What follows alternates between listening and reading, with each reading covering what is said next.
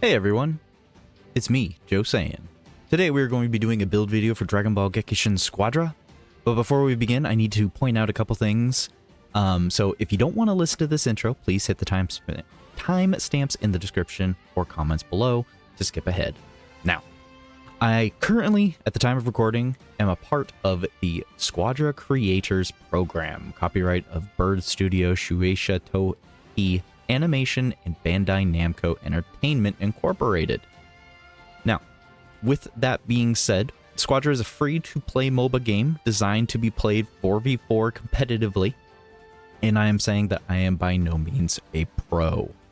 So, I'm not a pro, MOBAs are skill-based, future updates can invalidate the builds, and moving forward, build suggestions and card suggestions and skill suggestions are all only suggestions, and you should adjust as needed based on your skill level at playing this game. Thank you for watching, and let's just go ahead and get right into it. Alright everyone, it is going to be a Squadra video time. So, we are going to do how to build for the Super Saiyan Vegeta. And we're just going to go over the breakdown of his skills, see how he plays, and see if you want to build his skills and card suggestions the way that I give you on a suggestion. But remember, it's all just a suggestion. So, let's just go ahead and hop right into it. So as I said before, we're going to start off with the breakdown, and then after that we'll go into card suggestions and skill suggestions, of course. So, starting off from the get-go of his abilities. So, Vegeta can actually go Super Saiyan, and once he goes Super Saiyan at level 7, he will get a base HP increase, armor increase, and all attack up. Afterwards, let's go on to his passive skills. So his passive actually is an ability that grants buffs when in danger. It applies a short cooldown to him when HP is below a certain percentage. Essentially, he gains a cooldown on his skills when his HP falls out of the armor protection, or about roughly half HP. So just keep that in mind. Once you lose your armor, your cooldowns will actually shorten. Now his rush attack is just a standard rush attack, no crazy increases or nothing. His skill 1 is a energy blast volley. It just does a whole crap ton of classic Vegeta ki blast maneuvering. For every time one of those abilities hits, you will restore a little bit of armor. Just remember that the armor on that is very minuscule, so you do need to hit your mark when using this ability. So at level 1 and 2, it might feel a little weak, but as soon as you hit level 3, you're getting more damage, and you're getting more of your points in there. Now with skill 2, I feel like a lot of people feel like this is his actual bread and butter as a character unit. So Photon Bomber basically throws an energy blast out, and it drags the enemy into the middle of the explosion. It's doing damage, of course. And the more you level it up, it'll increase the AoE, the range, and the hits. Now, at level 3, you essentially are doing the opposite of your skill 2, and you're actually blowing up. You're doing Explosive Wave, which blows an energy blast of ki out and pushes enemies away. This could be technically a nice little combo with skill 2 and 3, or you can, of course, do the same thing with skill 2 and skill 1. Skill 2 is essentially your baseline right here. You're pulling enemies in, you're blowing them away with skill 3, or you're just racking up some nice little bit of armor. Now his super attack is the Big Bang attack, which just launches an energy blast at the middle of the position and restores armor when hit. So only a couple of his skills actually restore armor. Big Bang attack restores armor. Explosive Wave restores armor. Photon Bomber, his skill 2, does not restore armor, and his skill 1 does. So, whenever you're using skill 2, just remember that you're not getting any armor back from using this. And, of course, remember that super attacks can only be leveled up at level 5, level 8, and level 11, and you can only hit level 3 with any of these at level 8. Alright, so we're going to go over his skills right now. So we're going to just kind of show off each level of the skill up from level 1 to level 3 and just really give you a decent idea of how Vegeta will look with each one of these skills. First, let's just go ahead and go Super Saiyan. Oh yeah, that looks really good. Anyways, let's start off with level 1. So level 1 being his classic Vegeta Energy Blast Volley. Not too impressive, doesn't do a heck of a lot. The skill cooldown is pretty nice though. Skill cooldown at level cooldown of 4 seconds. I would say it's even less. Maybe it's like, no, it's 4 seconds, yeah. So if you even get 1 or 2 blue cards, you could reduce that down to almost 3 seconds on a cooldown, which is pretty crazy and pretty on point for Vegeta. Now let's look at level 2. Level 2 gets a little bit of a range increase there. That's a pretty huge increase on range. A lot more attacks too, like a lot more attacks. A lot more hitting their mark right there. Pretty nice. Then when we go up to level 3, we're going even further out with this attack. So much so that you could theoretically just kind of hit players off of the map, out of your sight range essentially. And wow, it just creates huge explosions. Level 3 is very nice. Very nice. Feels and looks good. I'd say level 2 is pretty good too, but level 1 feels pretty worthless in my opinion. Now with skill 2, let's try the Photon Bomber here. With an 11-second cooldown, drags him in pretty small. I mean, that's level 1 for you. You know, it gets pretty small in there. Wait for that cooldown just a little bit longer. Let's go ahead and go show off level 2. Much bigger range there. Huge range, actually. So much so that it doubles your range. So you'll notice that there is 2 circles inside of the skill here. Inside that second little circle is the primary, like, drag. Like, it'll still drag him in from right there, but he can easily kind of get out of that. At this range, though, it's essentially sucking him right in there. That is a much better Photon Bomber. In fact, I would say that is the ideal version at the very least if you have to. If you're going to be leveling up Photon Bomber, make sure you go up to level 2 at the very least if you're not going to focus up to level 8. Now, level 8 is a huge range. I would argue to say that the middle ring now is the same size of level 2 in total. And it just drags them right in there, doing a huge AoE, huge damage. This is nice for farming enemies. It's nice for dragging enemies in and, you know, focusing them down with your level 1, getting that armor up there. Very nice. Very nice. Now, with skill 3, this one is pretty small. Really small range, as you can see here. Not too big. But essentially just blows them right back. And pushes them a little nice little way. That's enough for you to just go ahead and, you know, dodge right out and push away. Seems to be a pretty long cooldown, though. Alright, so let's go ahead and get that up to level 8. Okay, so level 1 is going to look like right here. Like I said before, bam. 17-second cooldown is pretty gnarly. 17 to 18 second cooldown can feel pretty rough. I'm not going to lie to you. But let's look at the level 2 of it. Much bigger range, much bigger. And the closer you are, I think the further they actually get shot back. Let's test that out. Boom. Went right outside the range of the radius right there. So let's see what happens once we actually use that when we're a little bit further away. The cooldown's pretty rough, I'm not gonna lie.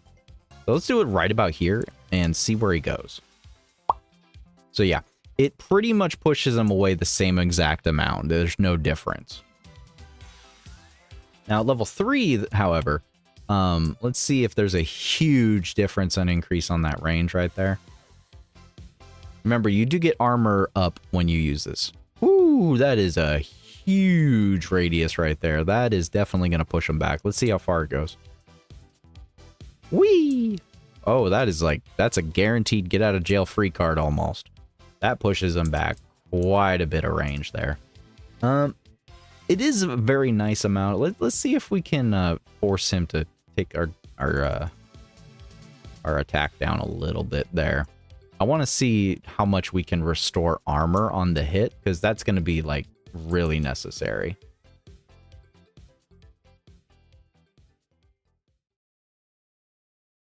So let's just go ahead and blow him away right now and see what happens.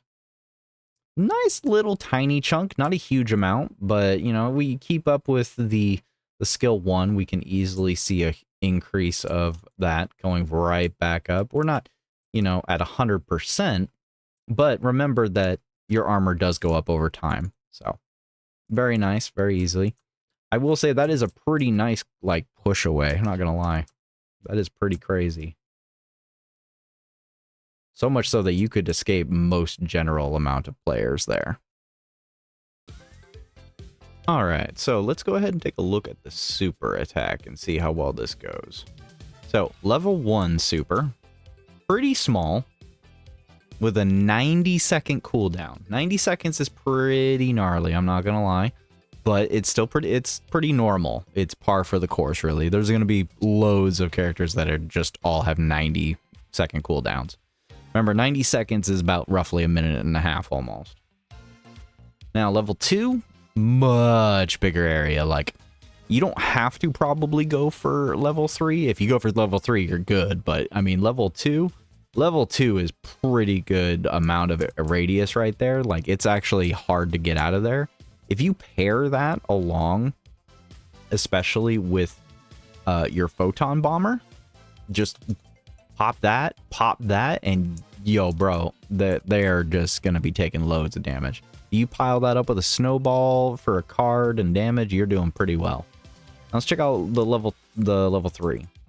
Level 3 is essentially, yes, the map. I would say this is probably about equivalent to Super Saiyan Goku's Spirit Bomb, almost.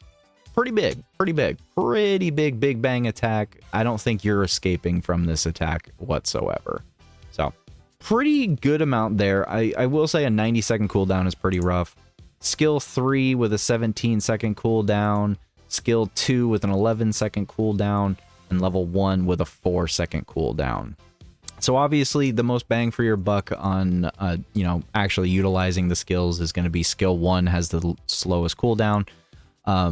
Photon Bomber is going to be the most easily utilized for dragging enemies into there, of course. You're just not getting any armor on there, unfortunately. But skill 3 is a nice little escape tool, and then the super attack, Big Bang Attack, does a nice, huge amount of damage, AoE, and restores your armor as well. Now, as far as helpers go for Vegeta, I'm probably going to have to say just about either of these two will be fine.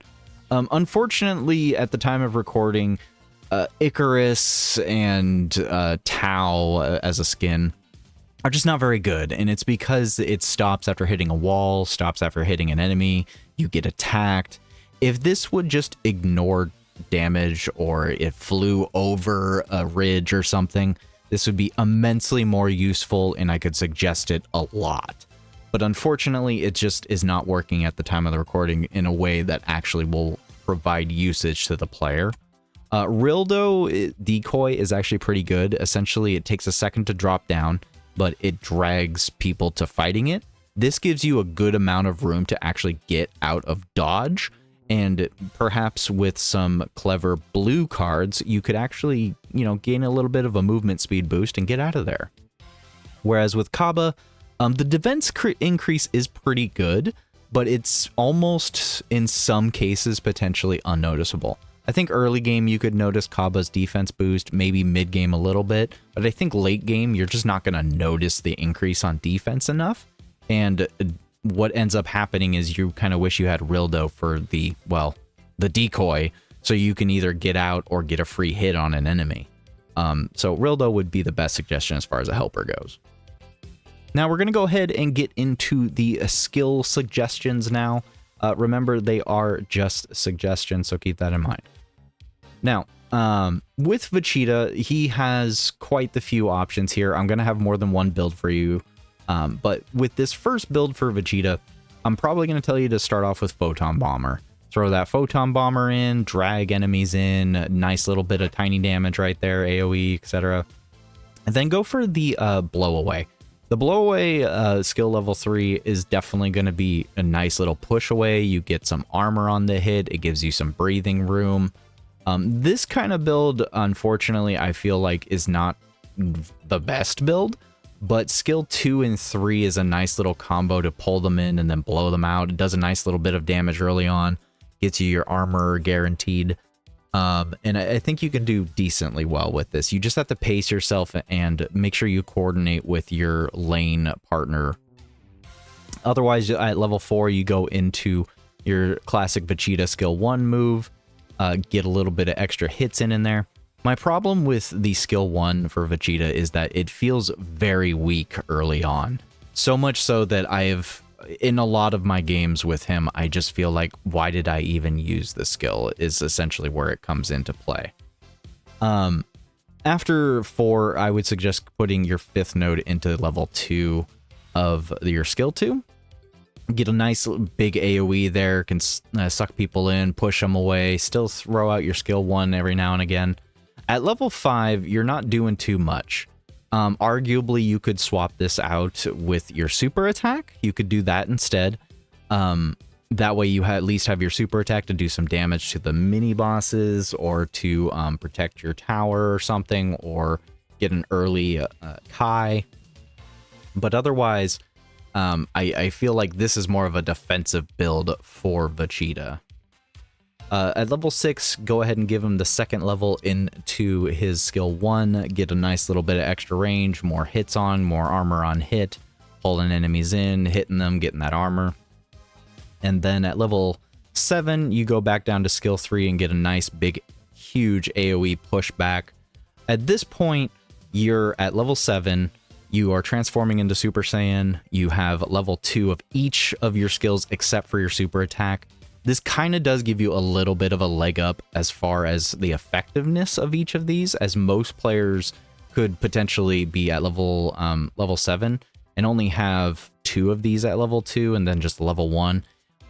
Early level 1 supers can easily miss and just not matter too much, unless you're an attacker. An attacker has more reason to go for their super attack, in my personal opinion, unless you're talking about very specific tanks that require to use their super attacks. With Vegeta, though, I feel like if you go at level 8 with his skill 1, that's a huge, big difference on the level being at max, and it gets him a lot of attacks in, low cooldown. At level 8, you're pretty much at the mid going on to late game. And then you're doing pretty well as far as putting on pressure with this and the photon bomber at level 9. Finally, at level 10, you go ahead and give him a super skill up. Level 3, you can either go push into, or at level 11, go into. You can either go into your skill 3, or you can go ahead and put it into your super attack. At super attack at level 2 is actually very good, so I would not blame anybody for going at level 11 or earlier for going into the super attack, because at super attack level 2, that's doing pretty decently. But then you just put the rest of the nodes into either your super attack or the skill 3. I do feel like skill 3 is probably one of the skills you can technically fall back on. Like, you don't need to worry about it too much, but I also don't I feel like you can fall back on skill 1 as well, because early on skill 1 is not performing too well. So in cases like this where you kind of want more of a mixed bag of usage, at level 2 you can go ahead and throw out the skill 3. You know, it does have a long cooldown, but it does have a nice AoE, a little bit of damage, armor on hit. And then for 3 and 4, you have your photon bomber to drag people into an AoE, really disorient enemies. And then level 5, go into super. Level 6, go into your skill 3. And then finally at level 7, go up to putting 1 into your skill 1. And at level 8, you have this nice, huge level 8 photon bomber that's putting on a lot of pressure. And then at level 9, you're putting on more pressure with your super attack. And then at level 10, pushing into your skill 2. At this point, you have 3 level 2s, and one level 3 that is actually like the centerpiece here for actually dragging enemies into a combo. I think this is kind of like the baseline of Vegeta's skills here. This is what you really want to aim for, is Photon Bomber. But then afterwards, you finish off level 11 with Vegeta on his super attack, level 12 putting at level 8 with his skill 1, and then finally maximizing skill 3 at 13. This is more of an all-around kind of build. There are going to be times where a lot of players will probably suggest you more go straight for skill 1, get that skill 1 to level 8 first, and put on the pressure with that. The problem with that is skill 1, you really need to hit your marker. To hit your marker, you can either use Photon Bomber, or you just really do need to aim better in general. Just more skill basis. And I do feel like skill 3 is probably the least needed for the most part.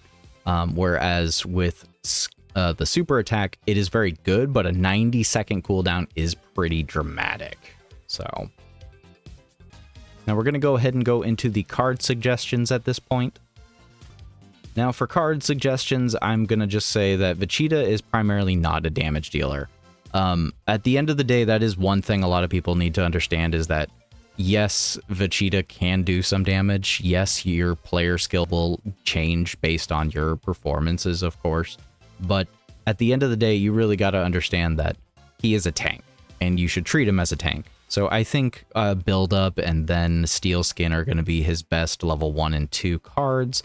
And then at level 3, the extra dodge chance would actually help out quite a bit.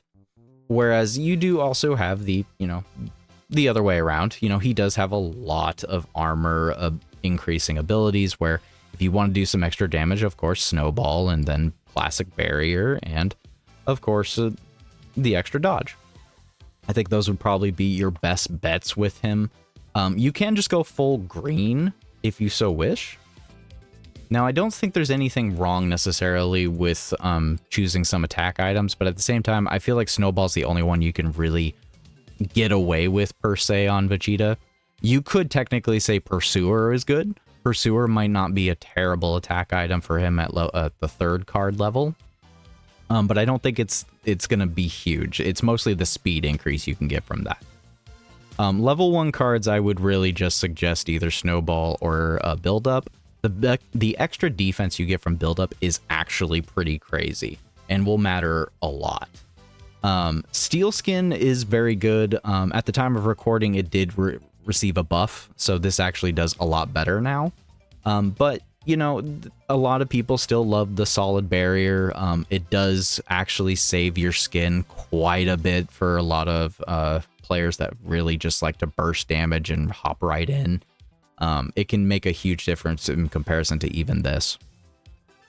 At level 3 card, though, I think Defensive Step is a level 3 card you could technically utilize. It's a nice little run away, get some reduced damage, and it does a huge increase. But the only problem with it is that you do need to use your dodge. So if you don't have access to your dodge, Defensive Step is not going to be able to be utilized. And then there's Guardian Angel. A lot of people ask about Guardian Angel. I feel I see a lot of questions and comments about it, and it's just, it is good, but it's only for tanks that can actually tank it. I think Vegeta in certain parts of the fight of the game can utilize this, but late game, it's more like he becomes a sacrificial lamb. To the point of where you're sacrificing Vegeta to take all that damage so that your damage dealers can survive and carry on the fight without you. So just do keep that in mind if you do decide to utilize this. As far as blue cards go, I don't think it would be terrible for him to utilize Strategic Escape. If you feel like the enemy is very pressuring and it's not really mattering what you do, it might be just because you can't get out of there. Strategic Escape, it makes it so you can run away a lot faster. I don't feel like Gekishin High will help Vegeta too often. He's got too high of cooldowns, and you should focus more on defensibility than anything, and Strategic Escape is about as close as to that as you can get. Otherwise, the only other blue card I could potentially suggest is Limit Breaking Jump to get that extra vanishing step in on those specific occasions. So, some people might decide to use Giant Slayer, Build Up. Those could definitely work for you. Remember that your experience as a player matters more than anything, and what you feel works for the character is what works best. And I think that's going to be it for the video, guys. So once again, as I said before, these are merely kind of a baseline for y'all to be understanding how these characters can work and should work. It doesn't mean that these suggestions are the best way to utilize them. In fact, I'm even a little bit iffy about this Vegeta's build for his skills specifically, but a baseline is always somewhere good to start. So let me know what you decide to do for your skills and your cards. And thank you for watching. Have a good day and a good night.